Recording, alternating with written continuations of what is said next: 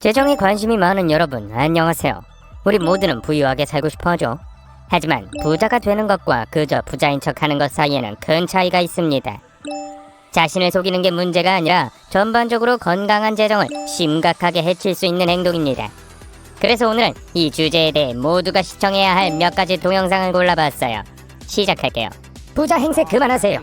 그게 핵심입니다. 부자가 아닌데 부자인 것처럼 행동하지 마세요. 당신은 돈도 없잖아요. 가난한 사람처럼 행동하세요. 왜요? 간단하죠. 당신은 빈털털이에요. 1년에 6만, 9만, 16만 달러를 벌어도 가진 게 없어요. 아무것도요. 돈이 없죠. 돈은 이리저리 동제불능으로 새어나가는데 허세를 부리고 뭔가 대단한 사람인 것처럼 행동하죠. 텍사스에서는 그걸 큰 모자를 썼지만 소 한 마리도 없다라고 하죠. 당장 그만두세요. 이제 이런 기본적인 단계를 차곡차곡 밟으면 이렇게 말할 때입니다. 돈 없는 게 지긋지긋해. 난 이런 빈털터리가 되기엔 너무 열심히 일해. 전적으로 동의합니다. 우리 햄스터들은 푹신한 털, 홀쭉한 뺨이라고 부르죠. 멋지지만 불필요한 물건에 마지막 한 푼을 쓰는 대신 그 돈을 저축하거나 투자하여 더 큰 이익을 얻는 것이 더 낫습니다. 여러분 중 누구도 그런 상황에 직면하지 않기를 바라지만 알아두는 것이 중요합니다. 마지막 남은 돈을 쓰면 상황의 심각성이 분명해집니다. 그러나 언뜻 보기에는 돈이 있는 것처럼 보이지만 자세히 들여다보면 상황이 좋지 않은 사람들이 있습니다. 특히 조심해야 하는 시나리오입니다. 당신은 10만 달러의 빚이 있고 그중 4만 달러는 자동차, 6만 9천 달러는 학자금 대출, 4만 5천 달러는 은행에 예금이 있습니다. 감당할 수 없는 자동차를 갖고 있네요. 차를 팔아야 합니다.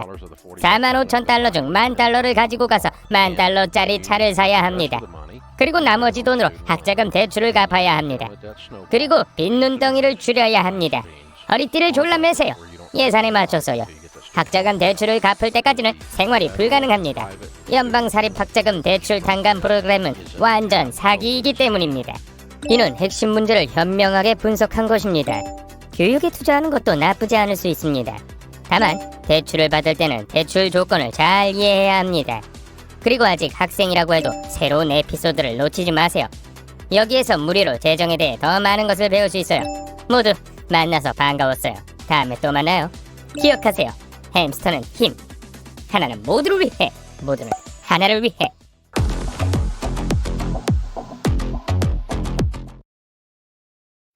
친애하는 CEO 여러분, 금융의 세계에는 투자 방법과 투자처에 대한 길이 다양하죠. 글쎄요, 꼭 그렇진 않아요.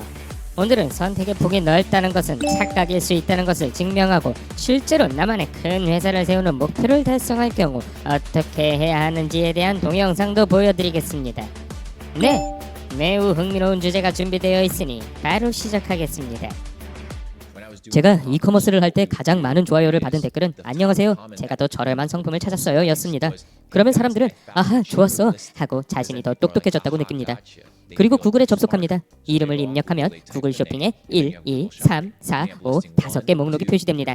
저는 그 5개의 스토어를 모두 소유하고 있었습니다. 5개의 도메인, 5개의 브랜딩, 5개의 가격으로 5개의 매장을 소유하고 있었습니다. 사람들은 제가 소유한 매장 중 가장 저렴한 5번째 스토어로 이동했죠. 선택의 착각! 선택의 착각! 따라서 이것도 통제하고 저것도 통제하며 모두를 통제합니다. 이 음모론은 뭐죠? 이제 모든 사람을 의심하기 시작할 거예요. 제가 사는 견과류와 씨앗은 모두 같은 밭에서 나온 건가요? 하지만 생각해보면 제품이 나한테 좋다면 누군가 그것을 소유하고 있는지는 정말 중요한가요? 여러분의 생각을 댓글로 공유해주세요. 다음으로 넘어갈게요.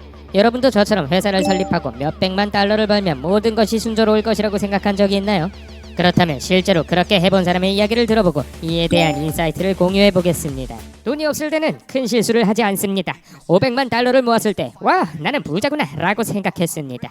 그래서 저는 그 포춘 500의 고위급 인사를 많이 고용하려고 노력했습니다. 그들을 고용하고 쉽지 않을 거라는 걸 알았죠. 예를 들어 저는 제 제품에 대한 마케팅 계획을 세우고 싶었습니다. 그래서 마케팅 담당 부사장에게 물어봤어요. 그는 3천만 달러의 계획을 세웠다고 했어요. 그래서 제가 말했죠. 전 500만 달러밖에 없어요. 그러자 부사장이 말하더군요.